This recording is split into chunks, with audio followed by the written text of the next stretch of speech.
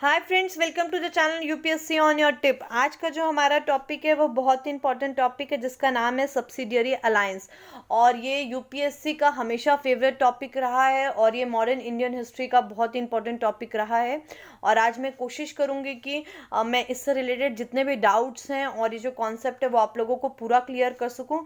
So let's start. ठीक है, तो सबसे पहले हम देखते हैं कि सब्सिडियरी अलायंस का डेफिनेशन क्या होता है। What is the term subsidiary alliance actually means to us. ठीक है, देखिए सब्सिडियरी अलायंस एक्चुअली में एक ट्रीटी है। ट्रीटी का मतलब होता है एग्रीमेंट है। ठीक है, तो देखिए ये जो एग्रीमेंट है वो किस किस के बीच में है। तो ये एग्रीमेंट है ब्रिटिश ईस्ट इंडिया कंपनी और इंडिया प्रिंसली स्टेट्स में। ठीक है, और इस वजह से क्या होता था, जब कोई राज्य जो है ब्रिटिश ईस्ट इंडिया के साथ इस ट्रीटी के अंदर आता था तो वो क्या करता था, उसकी पूरी की पूरी सॉवर्निटी जो होती थी वो खत्म हो जाती थी। सॉवर्निटी का मतलब क्या होता है, पावर टू रूल इंडिपेंडेंट, मतलब कि अपनी इच्छा से अपने राज्य को रूल करने का पूरा जो उसका पावर होता था वो कहीं ना कहीं खत्म हो जाता था। अब भाई इतना टेक्निकल डेफिनेशन है तो कैसे, कहीं ना कहीं तो अब इतने छोटे से टर्म पे तो इसने बता दिया कि उसकी सॉवर्निटी जो है वो लूज हो जाती थी, लेकिन कैसे लूज होती थी तो इसको अभी हम लोग आगे देखेंगे। पूरा वीडियो आप लोग देखिए एंड आई होप आप लोगों के सारे डाउट्स क्लियर हो जाएंगे। तो देखिए उसके पहले इस ट्रीटी के आगे की चीज़ देखने के पहले हम देखते हैं कि इस ट्रीटी का एम क्या था। देखिए इस ट्रीटी का जो सबसे इंपॉर्टेंट एम था वो कोशिश करना था कि जितने ज़्यादा से ज़्यादा राज्य हो सकें वो किसके कंट्रोल में आ सकें, ब्रिटिश कंट्रोल में आ सकें। तो इसका ट्रीटी का क्या था, to brought as many state in the orbit of a British control. ठीक है, फर्दर अब हम लोग आगे देखते हैं कि देखिए इस ट्रीटी का फीचर क्या है। जब हम लोग एक बार इस ट्रीटी के फीचर को जान लेंगे तो आप लोग जो अभी मैंने आप लोगों को डेफिनेशन बताया, आई होप वो डेफिनेशन पूरा का पूरा क्लियर हो जाएगा। देखिए सबसे पहले देखिए ये जो सब्सिडियरी अलायंस जो ट्रीटी थी वो प्लान तो लॉर्ड वेलेस्ली के द्वारा की गई थी। ठीक है, इसको ग्रैंड लेवल पे इंट्रोड्यूस जो है वो लॉर्ड वेलेस्ली के द्वारा किया गया था, लेकिन सेम इस टाइप की एक पॉलिसी जो है फ्रेंच लोगों की पास भी थी और उस समय इसको डुप्लेक्स ने इंट्रोड्यूस किया था। ठीक है, आगे देखते हैं।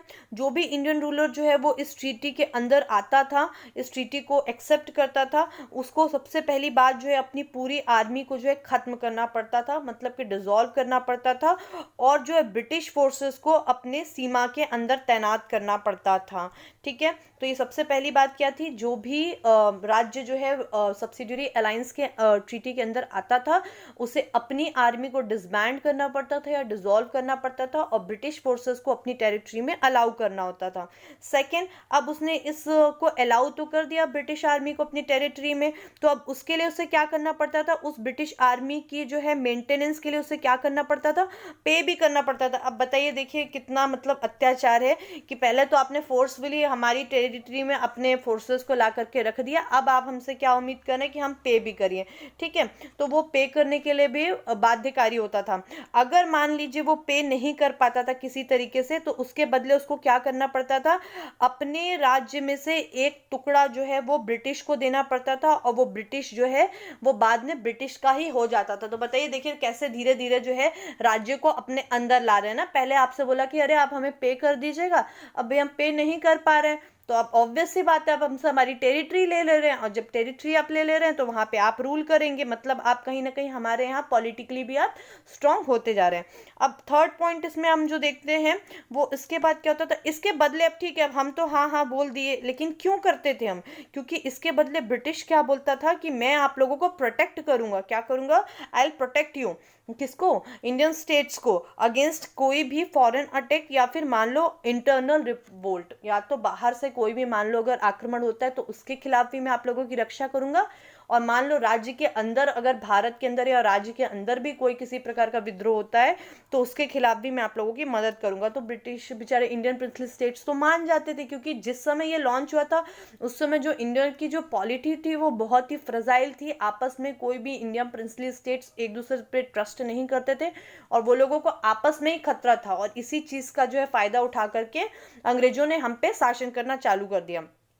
इसके बाद देखिए एक चीज जो और वो प्रॉमिस करते थे बहुत इंपॉर्टेंट है, ये प्रॉमिस करते थे कि वो लोग राज्य के आंतरिक संबंध में, इंटरनल अफेयर्स में बिल्कुल भी इंटरफेयर नहीं करेंगे। और ये शायद ही कभी, ये इस प्रॉमिस को उन लोगों ने शायद ही कभी निभाया होगा। ये प्रॉमिस सिर्फ नाम का था, ऑन पेपर था, लेकिन वो कभी भी नहीं बोलते थे।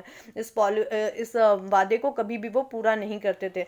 और इसी की वजह से इसे पॉलिसी और ट्रीटी ऑफ नॉन इंटरफेरेंस भी कभी कभार कहा जाता है। ठीक है, तो देखिए आई होप यहाँ तक जब आप लोगों को समझ में आ गया होगा कि जब आपके राज्य में आपकी अपनी आर्मी नहीं है तो आप कैसे स्वतंत्रता पूर्वक आप किसी भी चीज़ में आप जो है आप अपने निर्णयों को पूरा ले पाएंगे। तो देखिए कहीं ना कहीं सॉवरेनिटी लूज हो रही है। आई होप यहाँ तक अब आप लोगों को समझ में आगा होगा। आगे देखिए, जो इंडियन स्टेट जो है जब जो इंडियन स्टेट जो है ये ट्रीटी ऑफ अलायंस को, सब्सिडियरी अलायंस को मान लेता था, वो फर्दर किसी और फॉरेन स्टेट के साथ जो है अलायंस नहीं फॉर्म कर सकता था, गठबंधन नहीं बना सकता था। ठीक है, इनफैक्ट जो है वो किसी दूसरे फॉरेन नेशनल को अपने राज्य में काम पे भी नहीं रख सकता था, और अगर उसने ऐसा किया होगा तो उसे उन्हें अभी निकालना पड़ेगा। ठीक है, और इसका मेन एम क्या था, ये ब्रिटिशर्स चाहते थे कि फ्रेंच का जो इन्फ्लुएंस है वो इंडिया में धीरे धीरे खत्म हो जाए, क्योंकि उस समय कहीं ना कहीं फ्रेंच भी थे, फ्रेंच पावर भी इंडिया पे थी। तो ब्रिटिशर्स चाहते थे अगर हम सब्सिडियरी अलायंस के तहत अगर हम अपने अंदर प्रिंसली स्टेट्स को रख लेंगे तो जो पावर है वो कहीं ना कहीं खत्म हो जाएगी। इसके बाद देखते हैं, इसके बाद क्या, द इंडियन स्टेट देखिए इसके बाद जो इंडियन रूलर इसी प्रकार जो अपनी सारी पावर जो है फॉरेन अफेयर्स में कहीं ना कहीं उसकी खत्म हो जाती थी, क्योंकि जब आप बिना उनके अप्रूवल के आप किसी दूसरे राज्य के साथ आप क्या नहीं कर सकते, गठबंधन नहीं बना सकते, तो आप कैसे आप फॉरेन अफेयर्स अपने मेंटेन करेंगे। तो कहीं ना कहीं आप अपने फॉरेन पावर्स को लूज कर चुके हैं। इसके बाद देखिए, इसी लास्टली फिर से वही बात है कि कहीं ना कहीं वर्चुअली अपनी वो इंडिपेंडेंस को खो देता है और वो बिकम अ ब्रिटिश प्रोटेक्टोरेट। ठीक है, a British resident was also station in the Indian court, और सबसे बड़ी बात है इंडियन कोर्ट में एक ब्रिटिश रेसिडेंट को भी रखने का उसमें एक कंडीशन थी। ठीक है, आई होप यहाँ तक आप लोगों को क्लियर होगा। अब देखिए, अब इतनी बड़ी ये जो है ट्रीटी थी, तो अब इसके कुछ इफेक्ट्स भी होंगे। ठीक है, तो इसके इफेक्ट्स देख लेते हैं। देखिए, क्योंकि इंडियन रूलर को क्या करना होता था, अपनी आर्मी को डिसबैंड करना होता था, खत्म करना होता था, तो इस वजह से कई लोग जो हैं क्या हो गए, अनएम्प्लॉयड हो गए। तो इंडिया में कहीं ना कहीं अनएम्प्लॉयमेंट देखने को मिला। उसके बाद क्या हो गया, बहुत सारे स्टेट जो हैं अपनी इंडिपेंडेंस को लूज कर दिए और धीरे धीरे किसके कंट्रोल में आ गए, ब्रिटिश कंट्रोल के अंदर आ गए। ठीक है, अब जो सबसे मोस्ट इंपॉर्टेंट फैक्ट है, पहला वो कौन सा राज्य था या पहला वो कौन सा प्रिंसली स्टेट था जो इस ट्रीटी को एक्सेप्ट किया था, तो it was a Nizam of Hyderabad in 1798। ये आप लोगों को याद रखना विथ डेट। ठीक है, क्योंकि आप क्रोनोलॉजिकली इसको कभी कभार अरेंज करने में आ जाता है। इसके बाद देखिए, इनफैक्ट जो लॉर्ड क्लाइव जो है वो सब्सिडियरी अलायंस को अवध में भी इसको इंट्रोड्यूस किए थे। अब इतना होने के बाद जो सबसे इम्पॉर्टेंट फैक्ट वो है कि किस ऑर्डर में, मतलब कि कब कब किस किस राज्य ने इसको माना है। तो सबसे पहले जो है हैदराबाद जो है सब्सिडियरी अलायंस को एंटर हुआ। सेकंड जो था वो मैसूर था। इसके बाद है तांजोर 1799, अवध जो है 1801 में, दैन पेशवा एंड मराठा 1802 में, सिंधिया जो है 1803 में, गायकवाड़ जो है 1803 में। तो आज का ये हमारा पूरा टॉपिक था, और सबसे इम्पॉर्टेंट ये है, प्लीज़ इसको अच्छे से थरोली आप लोग याद कीजिएगा। एंड आई होप आप लोगों को क्लियर होगा ये जो आज का हमारा टॉपिक था सब्सिडियरी अलायंस। अगर आप लोगों को कहीं कोई डाउट होता है तो प्लीज़ आप जो है कमेंट बॉक्स में कमेंट करिए, मैं कोशिश करूँगी क्लियर करने की पूरी। और अगर आप लोग चाहते हैं कि इस लेक्चर का मैं PDF आप लोगों को प्रोवाइड करूँ तो बिल्कुल आप बताइएगा, या आप इसे हमारे टेलीग्राम ग्रुप से ले सकते हैं। Thank you and best of luck for your examinations.